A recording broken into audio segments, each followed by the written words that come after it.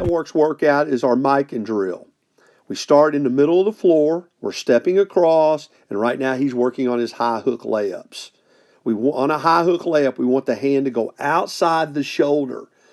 This is a shot that we use to shoot over bigger players. Again, he just starts in the middle of the rim, about 6 feet. He's taking one step across into his finish. Now he goes to his reach around finish. This one isn't quite so outside the shoulder. This is more inside the shoulder, okay, as we reach around the defender. Okay, again, he starts the ball at his sternum, doesn't drop the ball to his hip, starts the ball at his sternum into his finish. This is our power finish. One low power dribble, jump stop, and then power the ball off the backboard into the basket. Again, we want that power dribble to be low, step into a jump stop, so we jump off both feet to go finish.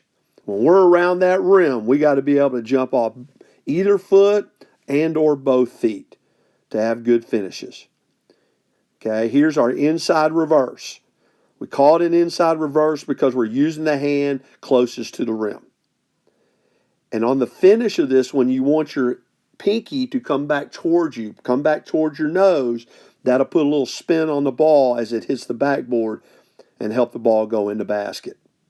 Again, this is our inside reverse. Now we come off the baseline at a different angle. This is what we call our outside reverse.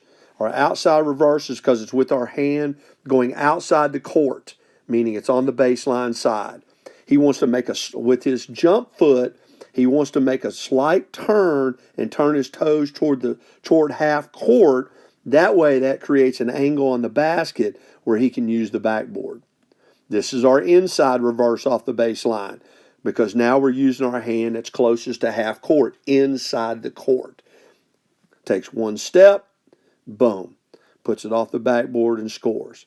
This is our inside reverse.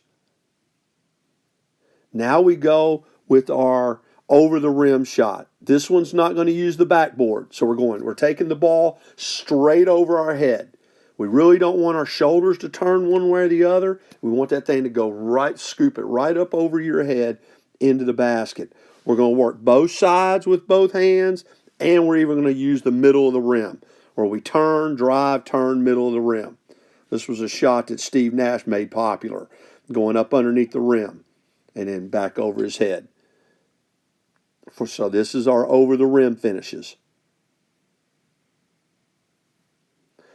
Next, now we add a dribble. This is called a pullover, where you dribble, jump sideways, and pull the ball over. We can also go around the back. So there's two different types of ways to do this. One is a pullover, as he just demonstrated, with a sideways hop to a finish. Okay. Now we back up, and now he can use his floaters. Now we call that a push floater. That's the normal floater. It's an extended layup. This one is going to be a reach floater, where we're a little bit further from the basket, but we're going to reach out and finger roll that thing up. We call that a reach floater. We're going to add multiple crossovers to this drill. So you're working on your ball handling, and you're working on finishing in two areas, a finish at the rim and a floater. So we're working on finishes at two different levels while working on his ball handling. And he's moving around the floor. He's not staying in the same spots. He's moving around the floor to create different shots.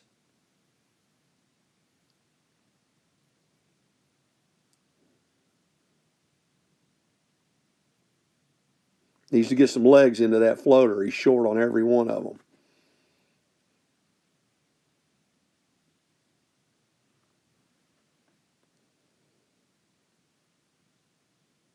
Now, there we go. Much better. So now we use our reverse pivot. Now we're going to do the exact same thing. This is just another way to add to the ball handling, where he comes off the baseline, he rolls up the lane, reverse pivots it, cross over, and he either goes to his behind the back or his pullover to any of his finishes and or floaters. Again, we can increase the distance on this to make sure that we get our floaters in. So you can back this up. You don't have to do it at the elbow every time. Now he's going to add his slide dribble. So now he opens, he slides. Okay. Now, don't be afraid to make a mistake. We're going to build your success on the back of your failure. Do not be afraid to lose the ball. There's his 2 slides, and there he is to the finish. And he works the other side. So again, dribble out, reverse pivot, crossovers, slides, anything you want to do. This is where you're going to be creative into all your different types of finishes and floaters. Now we moved him.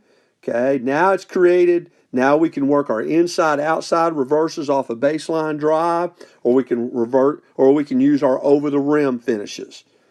So again, all different ways to work on your ball handling and being creative around the rim and in your floater game.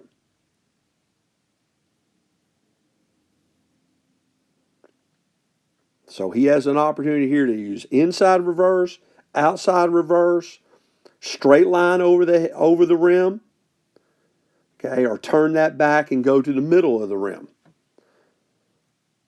He's working on slide dribbling, all of his ball handling moves. Off of this, there's an in and out to a behind the back to a middle of the rim over the rim.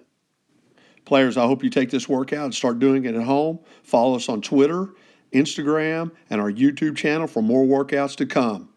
Be safe.